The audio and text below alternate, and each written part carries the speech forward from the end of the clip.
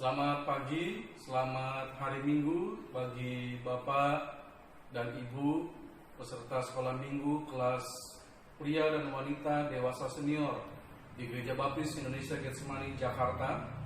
Tanggal 26 April 2020 kita akan memasuki pelajaran yang ke-9 berjudul Kasih yang Tak Terbatas dari Hosea 11 ayat 1 sampai dengan ayat yang ke-4.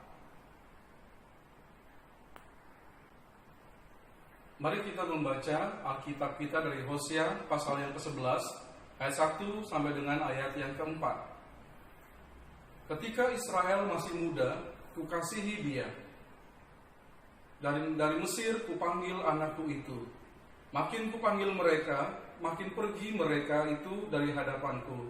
Mereka mempersembahkan korban kepada para Baal dan membakar korban kepada patung-patung.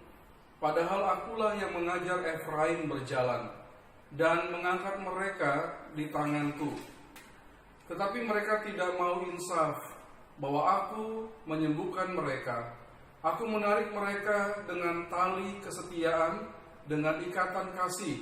Bagi mereka, aku seperti orang yang mengangkat kuk dari tulang rahang mereka. Aku membungkuk kepada mereka untuk memberi mereka makan. Baik, Bapak-Bapak dan Ibu-Ibu, sebelum kita membahas kebenaran Alkitab ini tentang kasih Tuhan yang tidak terbatas, mari kita akan berdoa terlebih dahulu. Bapa kami dalam surga, Bapa yang mengasihi kami di dalam Yesus Kristus, kami berdoa sebelum kami belajar firman-Mu, supaya hikmat-Mu dan kuasa Roh-Mu yang kudus di dalam diri kami memberikan ajaran yang benar, ajaran yang dikuatkan bagi kami, sehingga kami memahami kebenaran firman-Mu dari Hosea pasal 11 ayat 1 sampai 4. Belajar tentang Tuhan memiliki kasih yang tidak terbatas. Kami siap belajar firman-Mu, dalam nama Tuhan Yesus kami sudah berdoa. Amin. Kalau kita berbicara tentang kasih yang tak terbatas, pasti ingatan kita akan juga tertuju kepada orang tua. Orang tua memiliki kasih yang besar bagi anak-anaknya.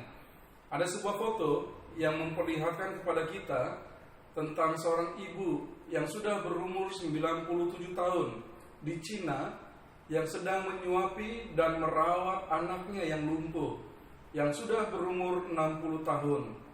Ibu tua ini melakukannya sejak 19 tahun yang lalu. Jadi waktu itu si anak berumur 41 tahun. Foto ini mengingatkan kita betapa cinta atau kasih seorang ibu yang tidak pernah lekang oleh waktu dan tiada akan pernah mengenal kata akhir. Sebagai bahan renungan kita, sebagai seorang anak, mengingatkan betapa besar cinta yang dimiliki orang tua yang mulia ini. Jika kita melihat firman Tuhan dalam kitab Hosea pasal 11 ayat 1, firman Tuhan berkata, ketika Israel masih muda, kukasihi dia, dan dari Mesir kupanggil anakku itu. Perkataan ini bagi orang Israel diingatkan kembali ketika Tuhan membawa mereka keluar dari Mesir sebagai bangsa yang merdeka. Tuhan menyebut mereka dengan sebutan sayang. Israel ialah anakku, anakku yang sulung. Keluaran pasal 4 ayat 22. Kita sebagai orang yang percaya kepada Yesus sebagai Tuhan dan Juru Selamat kita, secara istimewa menurut firman Tuhan, kita sudah menjadi anak-anak Allah. Kalau kita membaca dalam kitab Galatia pasal 3 ayat 26, sebab kamu semua adalah anak-anak Allah karena iman di dalam Yesus Kristus. Nah, menjadi pertanyaan bagi kita adalah, apakah Tuhan mengasihi kita sebagai anak-anaknya? Saya menjawab pertanyaan itu, ya, Tuhan mengasihi saya sebagai anak-anaknya. Sebutkan bukti bahwa Tuhan mengasihi kita sebagai anak-anaknya. Bagi saya, sebagai anak-anak Tuhan, saya merasa dikasihi oleh Tuhan ketika Dia mau mati akibat dari dosa-dosa yang saya perbuat, yang seharusnya saya mengalami kematian. Tetapi Tuhan sudah menggantikan kematian saya itu melalui kematian Tuhan Yesus Kristus di kayu salib. Nah, Bapak Ibu bisa menyebutkan bukti-bukti kasih Allah yang lain sebagai anak-anaknya. Silakan. Nanti bisa ditelepon ke saya, di WhatsApp atau diketik. Kita akan diskusi bersama-sama untuk pokok ini.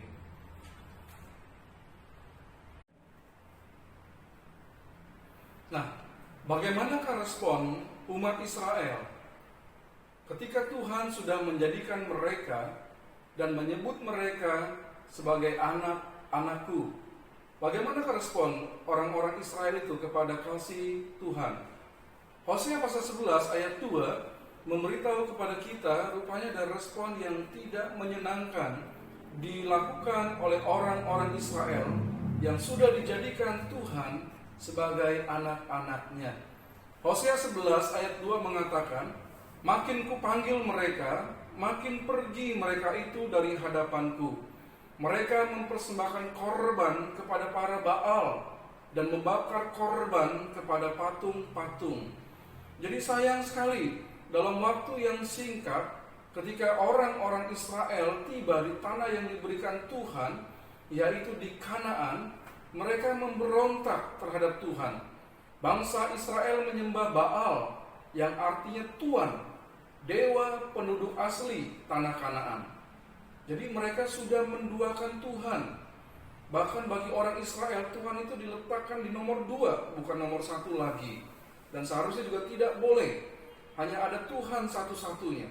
Nah, Baal disembah oleh orang-orang Israel karena mereka mengikuti ajaran orang-orang Kanaan yang mengatakan Baal adalah dewa yang menjamin kesuburan, dan Israel pada akhirnya turut menyembah Baal itu. Jadi mereka seperti yang firman Tuhan katakan, mereka mempersembahkan korban kepada para Baal dan membakar korban kepada patung-patung. Di masa kini, apa sajakah yang sering membuat orang yang mengaku percaya kepada Tuhan tidak menyembah hanya Tuhan saja? Apa saja? Baik, mungkin salah satunya mereka menjadikan harta duniawi sumber kenikmatan bagi hidup mereka, dan mereka menempatkan harta duniawi itu sebagai yang utama dalam hidupnya, sebagai yang paling penting bagi hidupnya, sehingga Tuhan tidak menjadi bagian terpenting dalam hidup mereka. Nah, apalagi menurut bapak-bapak dan ibu-ibu yang menjadikan orang yang mengaku percaya kepada Tuhan tidak menyembah Tuhan?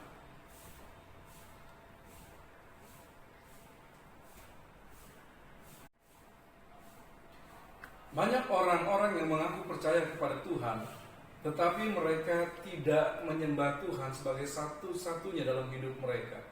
Nah, sadarkah orang-orang yang seperti itu, orang-orang yang mengaku percaya kepada Tuhan itu, bahwa menduakan Tuhan membuat Tuhan kecewa? Bagaimana menurut bapak-bapak dan ibu-ibu, ketika ada orang menduakan Tuhan, perasaan Tuhan bagaimana? Pasti Tuhan tidak suka, Tuhan pasti kecewa. Nah, apakah yang terjadi kepada orang yang menyembah dewa atau ilah yang bukan Tuhan di masa kini? Apakah yang terjadi dengan mereka? Atau orang yang mengaku percaya tetapi menyembah dewa atau ilah yang bukan Tuhan di masa kini? Bapak Ibu bisa tahu ada banyak yang menjadikan orang-orang menyembah sesuatu ataupun hal yang penting bagi mereka hingga menjadi seperti Tuhan atau dewa, ilah dalam hidup mereka. Nah, apakah yang terjadi dengan orang-orang yang seperti itu? Coba dipikirkan dan dijawab. Pasti orang-orang itu sudah melakukan pelanggaran terhadap perintah Tuhan. Mereka berdosa kepada Tuhan. Dan apakah yang kemudian terjadi dalam hidup mereka?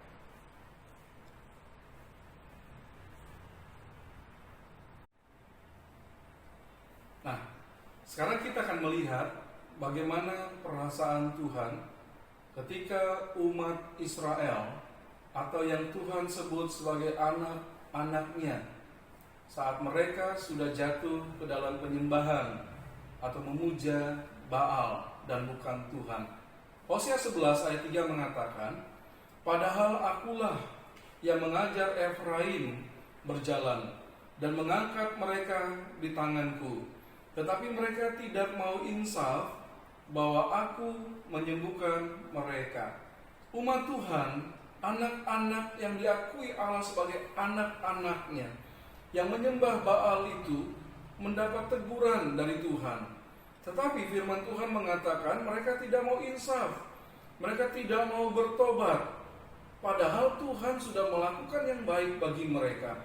Tuhan sudah menyembuhkan mereka dari luka-luka mereka sebagai orang-orang yang menjadi budak di tanah Mesir. Tuhan menyembuhkan, Tuhan memulihkan, Tuhan membebaskan.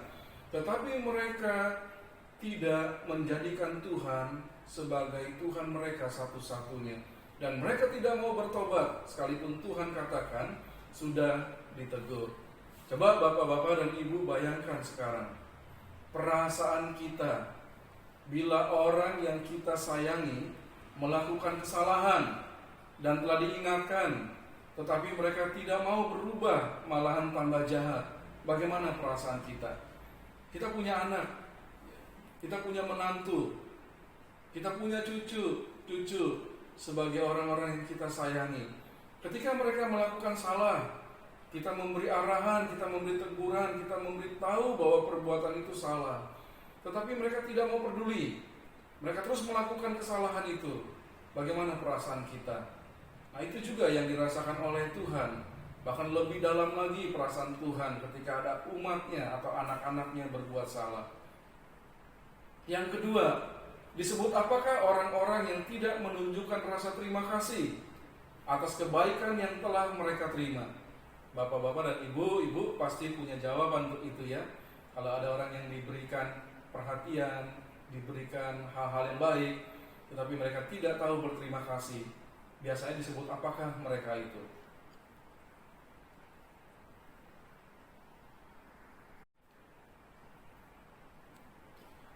Bapak Ibu, ketika saya atau kita menyelidiki bersama dalam Hosea pasal 11 ayat 4, kita mendapatkan kebenaran bahwa Tuhan memiliki kasih yang tidak terbatas bagi anak-anaknya. Ketika orang-orang Israel atau yang disebut Tuhan sebagai anak-anaknya memberontak dan tidak mau mendengarkan perkataan Tuhan, apa yang dikatakan Tuhan dalam Hosea 11 ayat 4? "Aku menarik mereka dengan tali kesetiaan, dengan ikatan kasih. Bagi mereka aku seperti orang yang mengangkat kuk dari tulang rahang mereka. Aku membungkuk kepada mereka untuk memberi mereka makan." Coba dengarkan perkataan Tuhan itu. Tuhan tetap memegang perjanjiannya bahwa Dia mengasihi orang-orang yang sudah dipilihnya. Dan walaupun umatnya itu mengingkari Dia, Tuhan tetap memegang perjanjiannya. Tuhan senantiasa ingin mereka bertobat atau berbalik kembali kepada Dia. Sekalipun mereka sudah berbuat jahat kepadanya, Tuhan tetap ingin mereka kembali kepada Tuhan. Tuhan ingin saya, Bapak dan Ibu yang sudah berdosa atau memberontak terhadap Tuhan kembali kepada Tuhan. Tuhan tetap memiliki tali kesetiaan bagi kita. Dia tidak pernah bisa mengingkari kesetiaannya. Dia tidak pernah bisa mengingkari kasihnya kepada kita. Dan Dia ingin membawa kita kembali kepada Dia. Betapa besar kasih Tuhan kepada umatnya, betapa besar kasih Tuhan kepada anak-anaknya, yaitu saya, bapak-bapak dan ibu-ibu.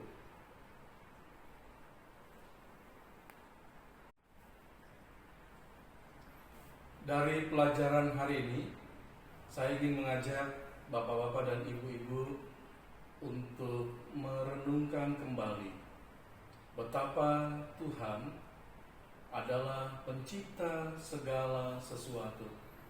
Kitab Kejadian menceritakan dari hari pertama sampai dengan hari yang ke-6, segala sesuatu yang ada itu diciptakan oleh Tuhan. Dan ada satu ciptaan yang paling dikasihi Tuhan dari segala sesuatu. Dan ciptaan itu tinggal di dunia, di bumi yang sudah diciptakan oleh Tuhan. Dan mata Tuhan tidak pernah terlepas dari ciptaan yang paling dikasihinya itu. Bahkan untuk mereka, untuk ciptaan yang paling dikasihi itu, Tuhan mau melakukan segala sesuatu supaya mereka menikmati damai sejahteranya dan kehidupan di dalam Dia.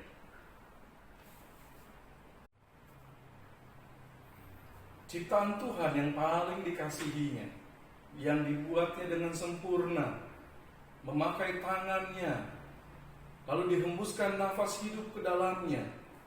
Ada rupa Tuhan di dalam ciptaannya itu. Siapakah itu? Manusia. Ya, manusia diciptakan Tuhan dengan cara yang sangat istimewa. Dan ada rupa Tuhan di dalam diri manusia. Manusia itu adalah saya, bapak-bapak dan ibu-ibu. Apa yang dikatakan Alkitab bagi ciptaan Tuhan yang paling istimewa dan dikasihi oleh Tuhan itu? Alkitab menceritakan bahwa manusia sudah memberontak terhadapnya dari dahulu sampai dengan saat ini. Ada banyak manusia yang terus memberontak terhadap Tuhan.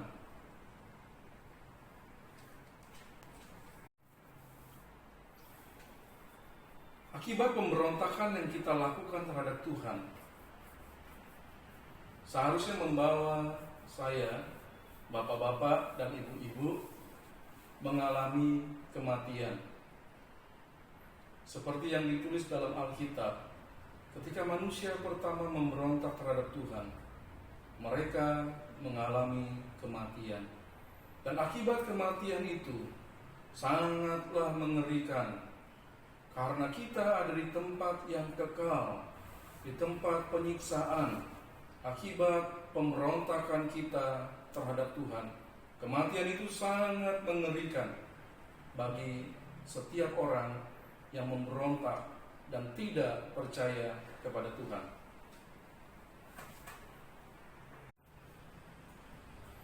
Kasih Tuhan tetap tidak terbatas. Sekalipun kita memberontak dan kita harusnya mengalami kematian, Tuhan tetap mengasihi kita. Dan Tuhan mengirimkan Yesus untuk mati, menggantikan kematian kita. Itu membuktikan bahwa Tuhan memberikan kasih-Nya yang tidak terbatas kepada saya dan saudara. Dia turun menjadi manusia, dan Dia mengambil penderitaan akibat dosa kita. Dia mengambil kematian akibat dosa kita. Dia menjadikan dirinya sendiri mengalami kematian untuk menggantikan kematian kita, anak-anak yang dikasihinya.